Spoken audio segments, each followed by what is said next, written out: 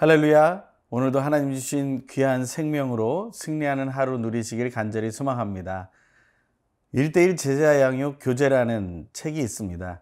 그 양육 책에 보면 첫 단락이 예수 그리스도와의 만남에 대한 이야기가 나옵니다.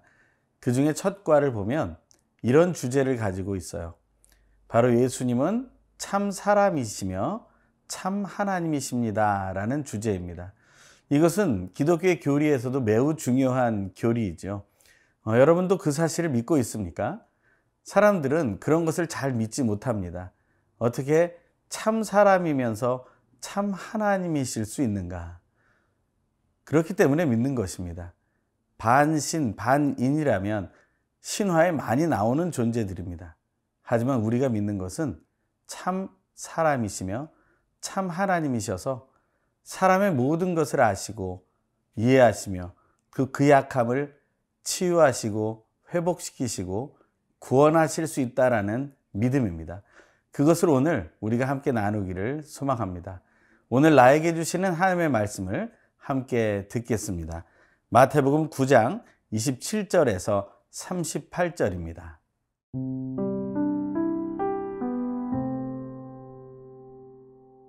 마태복음 9장 27절에서 38절 말씀입니다. 예수께서 거기에서 떠나가실새 두 맹인이 따라오며 소리질러 이르되 다윗의 자손이여 우리를 불쌍히 여기소서 하더니 예수께서 집에 들어가심에 맹인들이 그에게 나아오거늘 예수께서 이르시되 내가 능히 이 일 할 줄을 믿느냐 대답하되 주여 그러하오이다 하니 이에 예수께서 그들의 눈을 만지시며 이르시되 너희 믿음대로 되라 하시니 그 눈들이 밝아진지라. 예수께서 엄히 경고하시되 삼가 아무에게도 알리지 말라 하셨으나 그들이 나가서 예수의 소문을 그 온 땅에 퍼뜨리니라. 그들이 나갈 때에 귀신 들려 말 못하는 사람을 예수께 데려오니 귀신이 쫓겨나고 말 못하는 사람이 말하거늘 무리가 놀랍게 여겨 이르되 이스라엘 가운데서 이런 일을 본 적이 없다 하되 바리새인들은 이르되 그가 귀신의 왕을 의지하여 귀신을 쫓아낸다 하더라. 예수께서 모든 도시와 마을에 두루 다니사 그들의 회당에서 가르치시며 천국 복음을 전파하시며 모든 병과 모든 약한 것을 고치시니라. 무리를 보시고 불쌍히 여기시니 이는 그들이 목자 없는 양과 같이 고생하며 기진함이라. 이에 제자들에게 이르시되 추수할 것은 많되 일꾼이 적으니 그러므로 추수하는 주인에게 청하여 추수할 일꾼들을 보내주소서 하라 하시니라. 오늘 본문의 앞부분에는 두 연약한 사람들의 모습이 나옵니다. 첫 번째 사람들은 시각장애인들이 나옵니다. 또 두 번째는 귀신 들려 말할 수 없는 자들이 나옵니다. 그러한 사람들을 예수 그리스도께서는 고쳐주십니다. 오늘 본문 27절에서 31절의 말씀입니다. 예수께서 거기에서 떠나가실새 두 맹인이 따라오며 소리질러 이르되 다윗의 자손이여 우리를 불쌍히 여기소서 하더니 예수께서 집에 들어가심에 맹인들이 그에게 나아오거늘 예수께서 이르시되 내가 능히 이 일 할 줄을 믿느냐 대답하되 주여 그러하오이다 하니 이에 예수께서 그들의 눈을 만지시며 이르시되 너희 믿음대로 되라 하시니 그 눈들이 밝아진지라. 예수께서 엄히 경고하시되 삼가 아무에게도 알리지 말라 하셨으나 그들이 나가서 예수의 소문을 그 온 땅에 퍼뜨리니라. 아멘. 그 시각장애인은 믿음이 있었습니다. 그래서 예수님께서는 29절에서 너희 믿음대로 되라 말씀하셨다는 거예요. 이것처럼 어려운 말이 없는 것처럼 보입니다. 하지만 이것처럼 쉬운 말도 없습니다. 믿으면 되기 때문에 그렇습니다.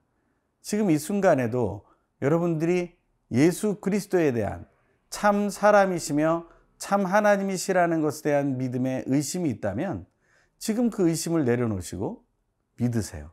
그러면 놀라운 일이 일어나게 됩니다. 여러분의 믿음대로 될 것입니다. 그것이 바른 믿음입니다. 하나님께서 우리에게 선물로 주신 믿음은 의심 0%, 믿음 100%의 믿음이기 때문에 그렇습니다. 그 믿음을 사용할 때 우리는 바른 믿음으로 예수님을 만나게 되고 예수님께서 우리에게 주실 수 있는 더 놀라운 선물들을 체험하게 되며 우리의 연약함이 치유되고 회복되는 은혜를 체험하게 됩니다. 이것이 바로 예수님과의 인격적인 만남이라고 할 수 있습니다. 두 번째 사건은 귀신 들려 말 못하는 사람을 예수님께 데려왔을 때의 일입니다. 33절, 34절입니다. 귀신이 쫓겨나고 말 못하는 사람이 말하거늘 무리가 놀랍게 여겨 이르되 이스라엘 가운데서 이런 일을 본 적이 없다 하되 바리새인들은 이르되 그가 귀신의 왕을 의지하여 귀신을 쫓아낸다 하더라. 연약한 사람을 고쳤을 때는 아무런 말도 하지 못했던 사람들이었을 것입니다. 그런데 귀신 들린 사람의 상태를 정상으로 회복시키신 것을 보고 그들은 엉뚱하게 해석하게 됩니다. 귀신 들린 사람은 오직 예수를 믿었을 것입니다. 오히려 그 사람 안에 들어있던 귀신은 예수를 믿고 벌벌 떨며 쫓겨났을 것입니다. 그런데 그것을 주변에서 보았던 사람들이 엉뚱한 이야기를 합니다. 귀신의 힘을 빌려서 귀신을 쫓아냈다고 말하는 것이죠. 여러분은 혹시 그렇게 믿고 있지는 않습니까? 여러분이 믿는 믿음이 그렇게 보잘것없는 믿음이라고 생각하십니까? 의심을 사용해서 믿음에 이를 수 있을 것이라고 생각하십니까? 그것은 우리의 착각입니다. 예수님은 우리를 더 인격적으로 만나고 더 깊이 있게 만나기 원하시는 것이죠. 우리가 중심에 여러 가지 어려움이 있을 때 예수님은 우리를 도와주시고 지켜주시고 보호하시고 온전케 하시길 원한다는 것입니다. 그것이 오늘 우리 안에서 일어날 것을 믿습니다. 저와 여러분들 안에 그 역사가 일어나는 하루 되길 소망합니다.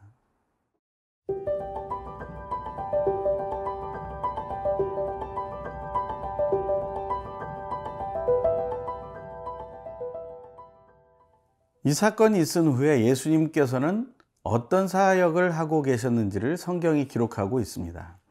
35절의 말씀입니다. 예수께서 모든 도시와 마을을 두루 다니사 그들의 회당에서 가르치시며 천국 복음을 전파하시며 모든 병과 모든 약한 것을 고치시니라. 아멘. 저는 이 구절을 대할 때 처음에는 그저 예수님이 공생애 때 이런 사역을 하셨다라는 정도로만 생각했습니다.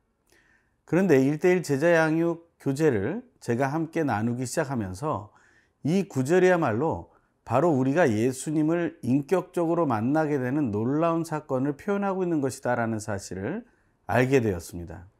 그냥 단지 예수님이 온 마을에 두루 다니시면서 신방하셨고 그냥 가르치는 사역을 하셨고 천국 복음을 전파하는 전도와 선교 사역을 하셨고 모든 병과 약한 것을 고치시는 치유와 회복의 사역을 하셨다.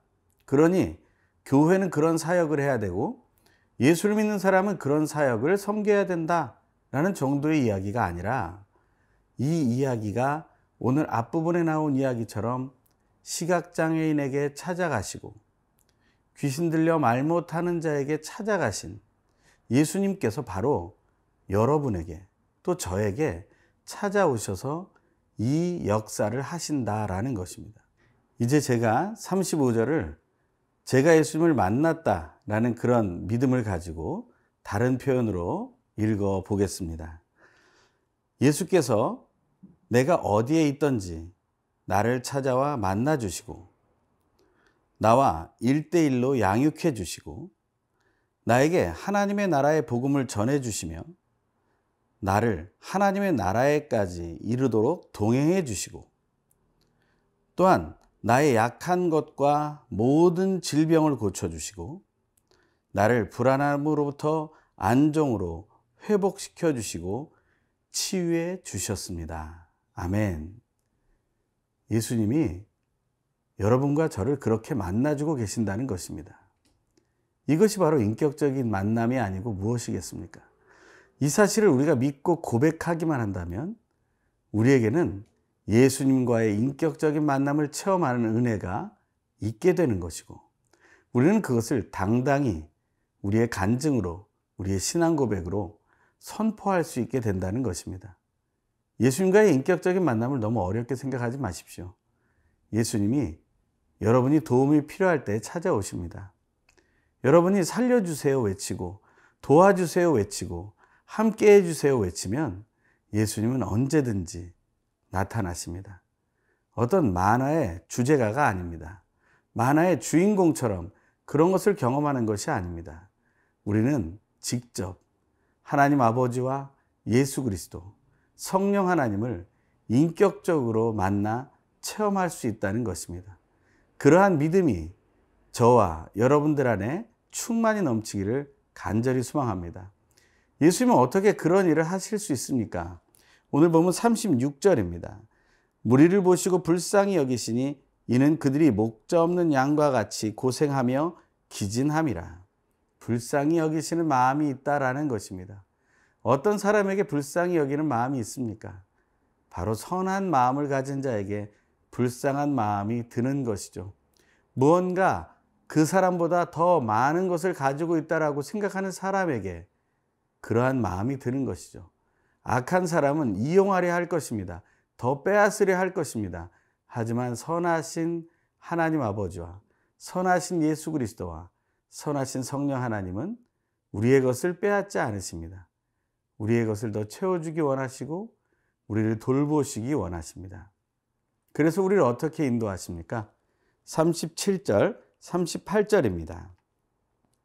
이에 제자들에게 이르시되 추수할 것은 많되 일꾼이 적으니 그러므로 추수하는 주인에게 청하여 추수할 일꾼들을 보내주소서 하라 하시니라. 우리에게 사명을 주신다는 것입니다.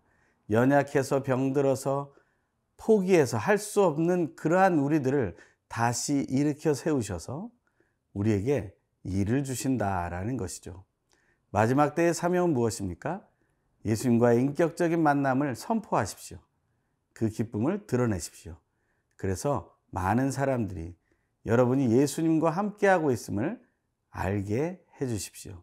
그것이 오늘 하루 우리가 누릴 기쁨입니다.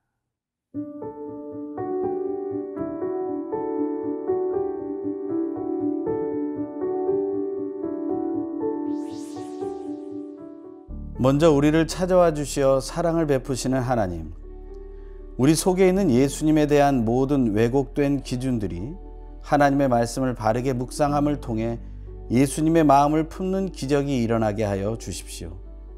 예수님을 나와 우리의 구원자로 선포하는 믿음의 사역을 날마다 감당함으로 한 영혼을 살려내어 생명의 길로 인도하게 하여 주십시오. 모든 믿는 사람들의 창조주요 구원자요 심판자가 되시며 날마다 연약한 우리를 추수할 일꾼들로 부르시어 하나님의 나라로 동행하시는 예수님의 이름으로 기도드립니다. 아멘.